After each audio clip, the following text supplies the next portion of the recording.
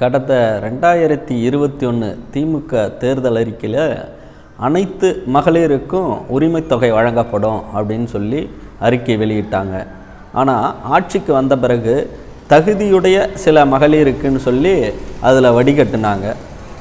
அதற்கு பின்னிட்டு இப்போ 2026 தேர்தல் வரும்போது இவங்க யாருக்கு தகுதி இல்லைன்னு சொல்லி ஃபில்டர் பண்ணாங்களோ அந்த மகளிருக்கும் இப்போ தகுதி வந்துட்டதா சொல்லி அவர்களுக்கும் உரிமை தொகை வழங்குறேன்னு சொல்லி அறிவிப்பு வெளியிடுறாங்க.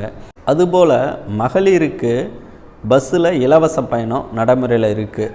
குறிப்பாக ஏழை எளிய பெண்களுக்கு உரிமை தொகை வழங்குவதும் இது போன்ற பஸ்ஸில் இலவச பயணத்துக்கு அனுமதி அளிப்பதும் சமுதாய மேம்பாட்டுக்கு பயனுள்ளதாக இருக்கும்.